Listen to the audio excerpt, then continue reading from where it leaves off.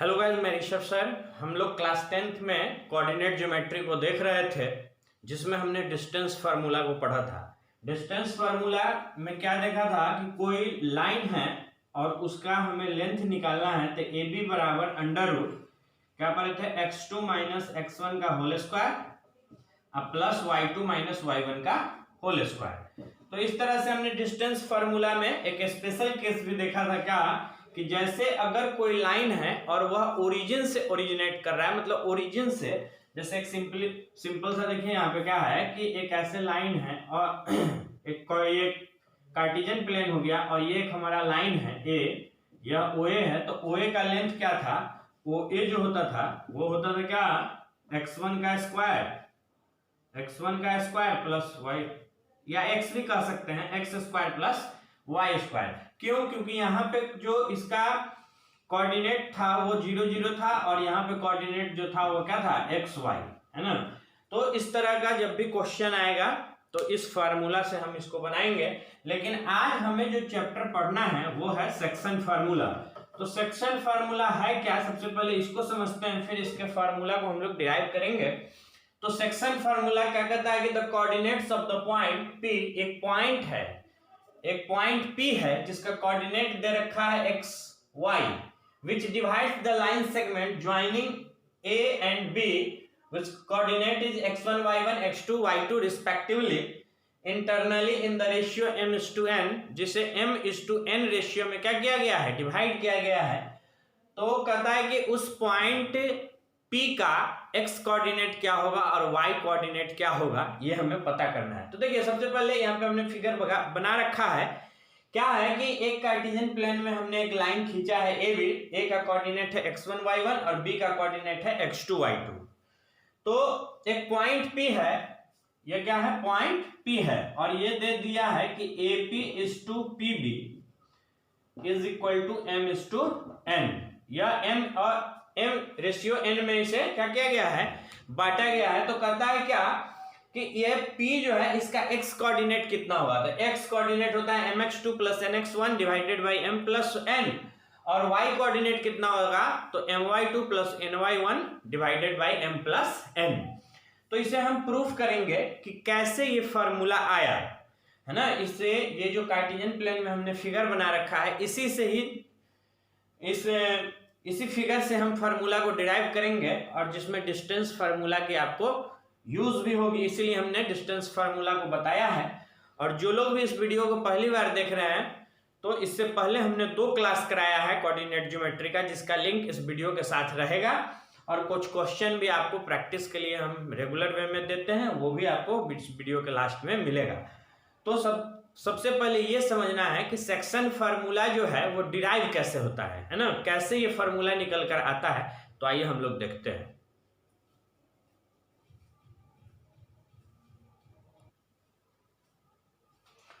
तो ध्यान से देखेंगे क्या है कि ये जो लाइन है ये कितना होगा। सबसे महत्वपूर्ण चीज ये है कि ये जो लाइन देख रहे हैं ये कितना होगा। अच्छा, एक महत्वपूर्ण चीज है जो बताना अभी बाकी है कि ट्रायंगल के सिमिलरिटी का नियम क्या है। ट्रायंगल का सिमिलरिटी का नियम कि अगर कोई ट्रायंगल सिमिलर है तो वो 2 कंडीशन में हो सकता है। क्या है, a triangle is similar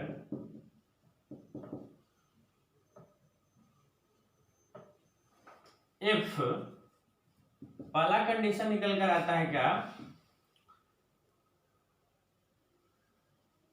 all angles of one triangle is equal to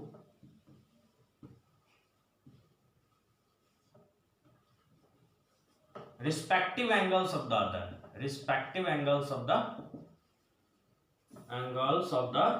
other। यानी एक ट्रायंगल का, जैसे एक फिगर यहाँ पे देखिए ट्रायंगल है, अगर मान लीजिए यह एंगल इस एंगल के बराबर है और यह एंगल इस एंगल के बराबर है और यह एंगल जो है इस एंगल के बराबर है, इसका नाम दे देते हैं ए बी सी और इसका नाम दे देते हैं D E F.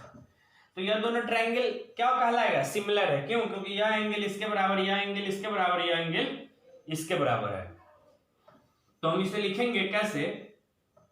Triangle B A C similar to triangle. अब देखिए बी है तो इधर ई से शुरुआत होगा। अच्छा बी गया ए के पास तो इधर से एफ ई एफ डी के सिमिलर हो जाएगा। और दूसरा कंडीशन क्या है कि अगर A B upon A B इधर से लिए तो इधर से क्या लेना होगा? F E. क्या लेंगे? एफ ई।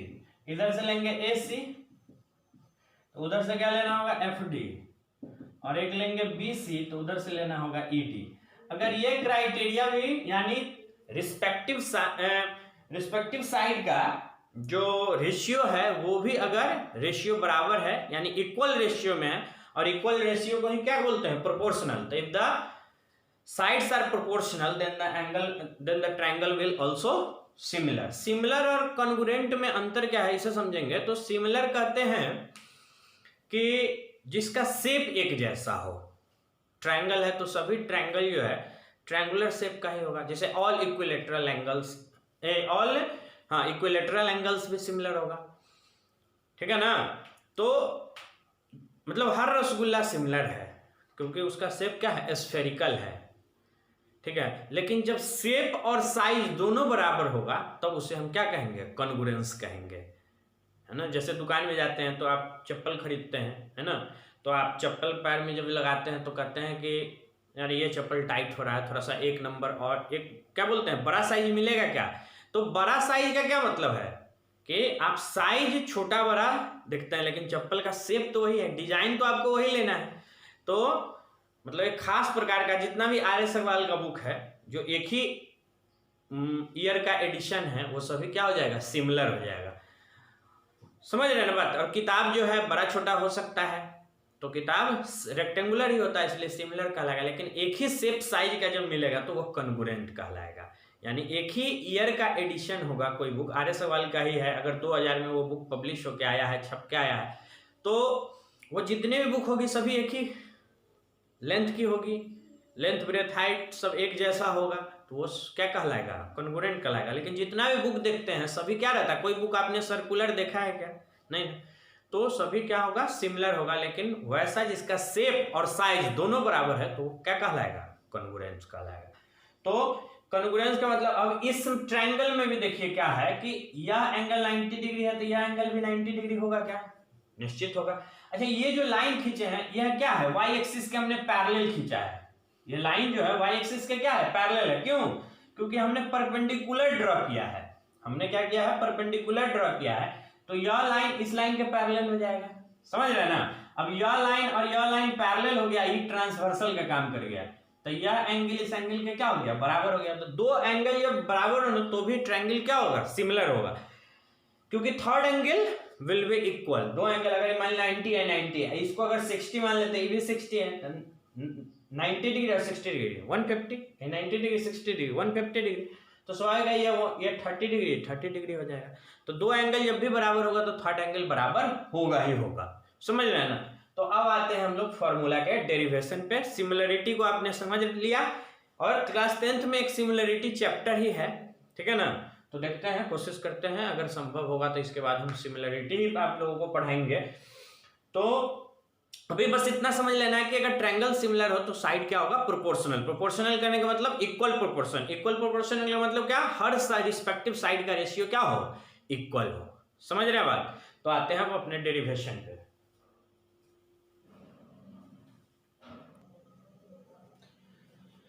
तो देखिए क्या है कि एक्स ओ एक्स डैश और वाई ओ वाई डैश हमारा दो एक्सिस है और हमारे पास दो पॉइंट है ए बी जिसका कोऑर्डिनेट x1 y1 है, इसका कोऑर्डिनेट x2 y2 है। एक पॉइंट P है जिसका कोऑर्डिनेट xy है। ये इसे m/n रेशियो में बांट रहा है, ये हमने यहाँ पे लिखा है।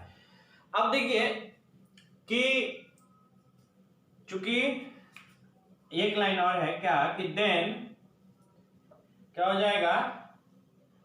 AP upon PB is equal to क्या हो जाएगा? m/n। एंड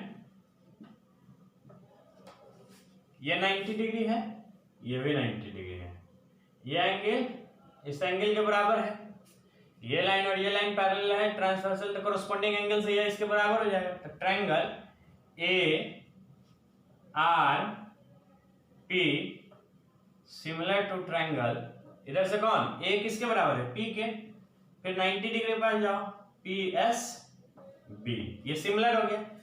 तो सिमिलर हो गया तो लिख सकते हैं देयरफॉर, इधर लिखते हैं देयरफॉर साइड प्रोपोर्शनल होगा, तो AP upon PB is equal to AP upon PB।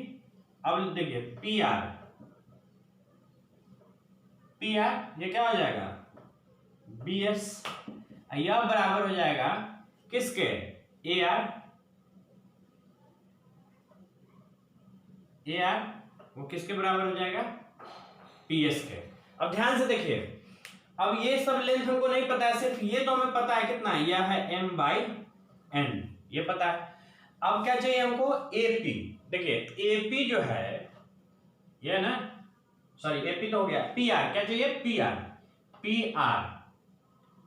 तो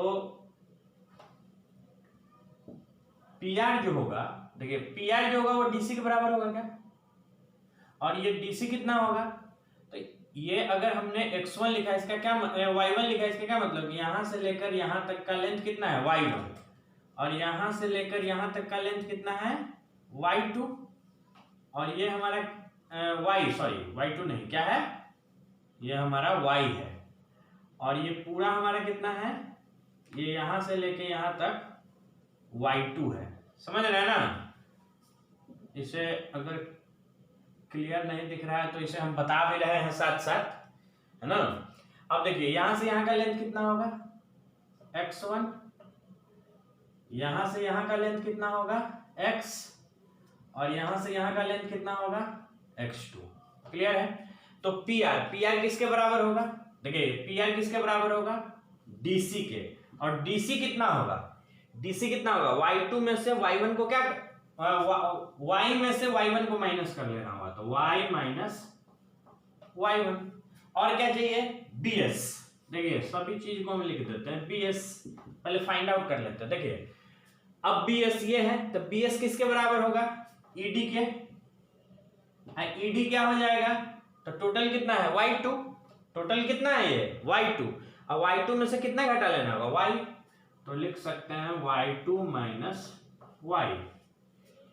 अब क्या है, अब क्या निकालना है AR जितना होगा उतना ही क्या होगा ln होगा। अच्छा क्यों बराबर होता है, आप खुद देखिए, ये लाइन इसके पैरेलल है, ये पैरेलल है, तो पैरेललोग्राम हो गया, सिंपल सी बात है। और चूंकि 90 डिग्री है तो रेक्टेंगल होगा, तो अपोजिट साइड क्या होता है बराबर होता है, तो AR जो हो गया वो किसके बराबर हो गया ln के, और ln क्या हो जाएगा पूरा कितना है x, उसमें से कितना घटा ले x1, तो x माइनस x1। और क्या चाहिए PS कितना होगा, ये PS किसके बराबर होगा NM के, और NM कितना है हमारा x2 माइनस x, पूरा में से x को क्या करेंगे माइनस कर लेंगे। अब इस वैल्यू को पुट कर देते हैं, PR y minus y1 upon y2 minus y, और AR कितना है x minus x1 upon x2 minus x। अब तीन चीज बराबर है तो पहले इस दोनों को बराबर करते हैं, फिर ये इस दोनों को बराबर करेंगे, ठीक है ना। तो M/N इज इक्वल टू क्या लिखेंगे y minus y1 upon y2 minus y। तो क्रॉस मल्टीप्लीकेशन कर दे तो ये हो जाए My2 minus My is equal to Ny minus Ny1। अब क्या है कि y वाले को एक तरफ निकाल लाते हैं, क्योंकि हमें y का ही वैल्यू फाइंड आउट करना है, ठीक है ना। तो क्या हो जाएगा, इसको अगर इधर ले आए, ये ny को इधर ले आते हैं तो क्या हो जाएगा माइनस My माइनस Ny, समझ रहे हैं ना। और इसको एक तरफ ले जाते हैं, ये इधर हो जाएगा माइनस ny1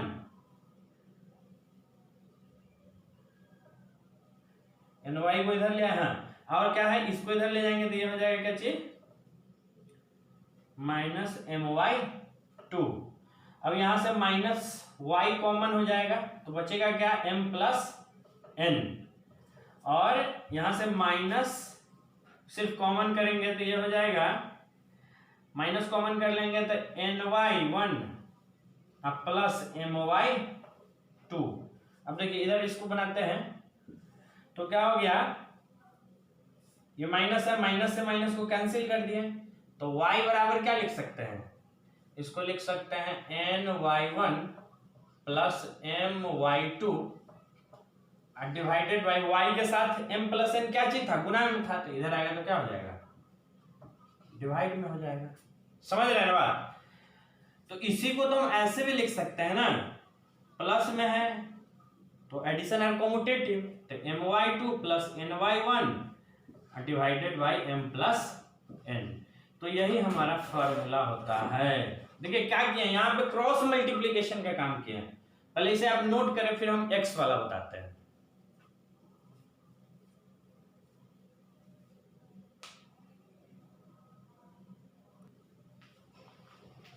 अब देखिए क्या है कि जिस तरह से हमने इसको फाइंड आउट किया है उसी तरह से क्या होगा m/n इज इक्वल टू, ये इसके भी बराबर होगा x minus x1 divided by x2 minus x। देखिए वो y वाला अगर जो लोग नहीं समझे होंगे इसको ध्यान से देखिएगा तो समझ जाइएगा क्या है कि m के साथ क्रॉस मल्टीप्लिकेशन कर देंगे तो m x2 minus mx is equal to nx minus nx1। अब क्या है कि mx2 को इधर ही रखते हैं, nx1 को इधर ले आते हैं तो plus nx1 is equal to nx minus mx को उधर ले जाएंगे तो प्लस mx। ठीक है, तो x कॉमन कर लेंगे तो क्या बचेगा m प्लस n, ये हो जाएगा mx2 प्लस nx1। ठीक है ना, तो x बराबर क्या हो जाएगा, x बराबर क्या हो जाएगा, अब देखिए ये x को अगर हमको फाइंड आउट करना है तो x बराबर हो जाएगा इधर mx2 प्लस nx1 और गुना में क्या चीज था m प्लस n, तो यहाँ आएगा तो क्या हो जाएगा डिवाइड हो जाएगा तो m प्लस n, तो ये हमारा x का वैल्यू निकल गया है ना। y वाले केस में हमने क्या किया था, y वाले केस में x वाले को इधर लाया था, तो इधर क्या है बाद में इधर भी माइनस कट ही गया है, यहाँ पे माइनस कट ही जाएगा और हमने क्या किया माइनस 9 आए, इसके लिए हमने क्या किया इसी nx1 को ही इधर ले आया। समझ गए ना बात? तो इस पे आप ढेर सारा इस पे क्वेश्चन है ना, तो पहले इसका एक स्पेशल केस देखते हैं फिर हम लोग क्वेश्चन पे आएंगे।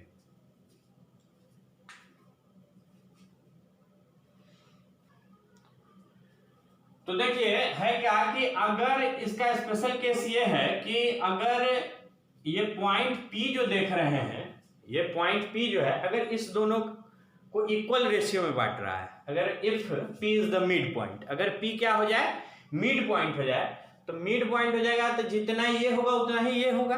देखिए अगर AP जो है वो किसके बराबर हो जाए BP के बराबर हो जाए, तो AP बाई BP क्या हो जाएगा 1 हो जाएगा, और 1 को हम क्या लिख सकते हैं 1:1 भी लिख सकते हैं, तो वही हमने लिखा है कि आर इन द रेशियो 1:1 और बाकी सब चीज ऐसा ही है। तो यहाँ पे क्या है कि AP और PB का रेशियो 1:1 हो गया। अगर हम ट्रायंगल बना दे, अगर इसको हम ऐसे मिला ले, इसको ऐसे मिला दे, इससे यहाँ मिला दे, इससे यहाँ मिला दे, तो भी ट्रायंगल सिमिलर हो जाएगा। ठीक है ना, तो x का फॉर्मूला हमने अभी क्या पढ़ा है mx2 plus nx1 divided by m plus n, यही ना है तो फॉर्मूला। अब देखिए अब m जितना है उतना ही क्या है n भी है, तो m के जगह पर 1 रखेंगे तो 1 into x2 plus 1 into x1 divided by 1 plus 1, तो क्या आएगा x2 plus x1 divided by 2, इसी को हम लोग क्या लिख सकते हैं x1 plus x2 divided by 2। उसी तरह से y के साथ भी होगा, इसी तरह से क्या होगा y के साथ भी होगा, y बराबर क्या पढ़े हैं my2 plus ny1 divided by m plus n, m का value 1 into y2 plus 1 into y1 divided by 1 plus 1, तो y2 plus y1 divided by y2 plus y1 divided by 2, इसी को नहीं ऐसे लिख सकते y1 प्लस y2 बाई 2, तो y का क्या हो जाएगा value y1 plus y2 by 2। ये कब है? स्पेशल केस है। कब? और यहाँ x बराबर क्या हो जाएगा x1 प्लस x2 बाई 2, ये स्पेशल केस है। ये कब होगा? if p is the midpoint of AB। अगर p क्या होगा? मिड पॉइंट होगा, तो x का वैल्यू क्या करेंगे? x1 प्लस x2 को जोड़ कर 2 से डिवाइड कर देगा, y का क्या हो जाएगा? y1 plus y2 divided by 2। समझ रहे हैं ना बात? तो इस पे दोनों पे एक एक क्वेश्चन को हम लोग करते हैं, फिर आपको हम कुछ क्वेश्चन देंगे जो आप घर से प्रैक्टिस करेंगे।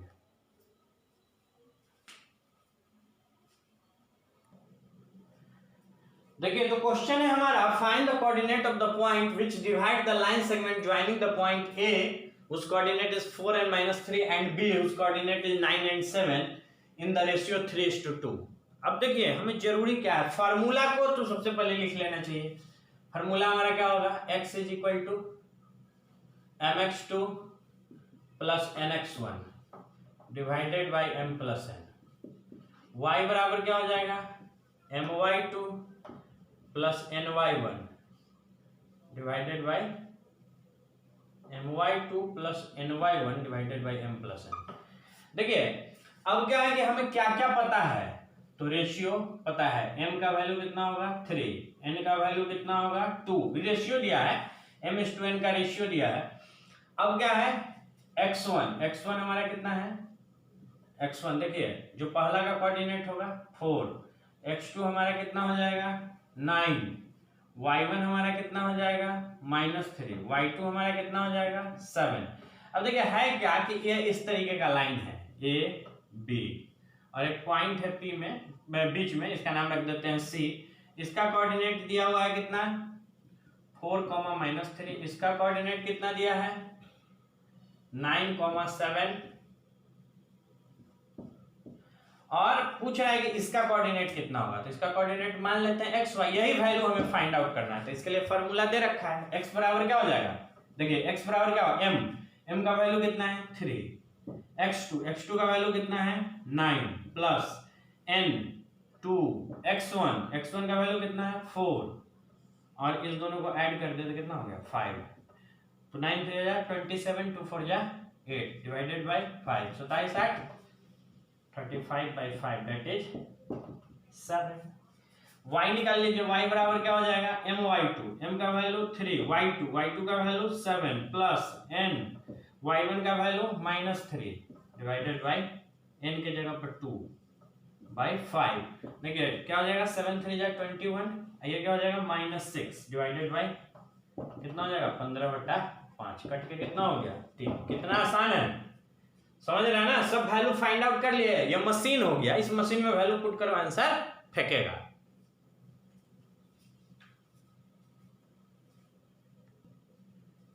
तो नेक्स्ट क्वेश्चन है हमारा, देखिए क्या है कि find the coordinate of the mid point of the line segment joining the points A and B। तो क्या है कि ये दे रखा है कितना AB, इसका कोऑर्डिनेट कितना है -5 और 4, और इसका कोऑर्डिनेट कितना है 7 और -8, और एक पॉइंट है मिड पॉइंट। यहाँ पे मिड पॉइंट है, इसका मतलब क्या है? जितना ही है उतना ही है, तो m का वैल्यू भी 1 और n का वैल्यू भी 1, कुछ भी रहेगा ना, रेशियो करेंगे तो क्या हो जाएगा 1 ही आएगा। जैसे अगर m का वैल्यू 5 सेंटीमीटर आ गया और n का वैल्यू भी अगर 5 सेंटीमीटर आ गया, तो m बाई n का वैल्यू कितना होगा 5/5 सेंटीमीटर सेंटीमीटर सेंटीमीटर सेंटीमीटर गया, क्या गया 1:1, तो m/n का वैल्यू 1 आ गया। तो देखिए आपको क्या है कि फार्मूला क्या होता है? फार्मूला इस केस में x1 प्लस x2, तो x का वैल्यू क्या हो जाएगा x1 कितना है आपका -5 प्लस x2 कितना है 7 डिवाइडेड बाई 2, 7 - 5 2/2, कट के कितना आ गया 1। अच्छा y का वैल्यू क्या हो जाएगा, y1 plus y2 4 plus -8 divided by 2, ये क्या हो जाएगा, ये -8 प्लस 4 -4/2 कट के कितना हो गया -2, ठीक है ना। तो इसका कोऑर्डिनेट क्या हो जाएगा 1 और -2, समझ गया। तो इस तरह का कुछ क्वेश्चन इस वीडियो के साथ मैं आपको दे रहा हूं, इसे आप घर पे प्रैक्टिस कीजिए। फिर हम लोग नेक्स्ट क्लास में इस चैप्टर के जो बेहतरीन क्वेश्चन होंगे उसको हम लोग करने का काम करेंगे। और आप घर पे अच्छे से पढ़ाई कीजिए, क्योंकि हालात आप देख रहे हैं, है ना। तो इसलिए घर पे रहिए, सुरक्षित रहिए और मन से पढ़ाई कीजिए।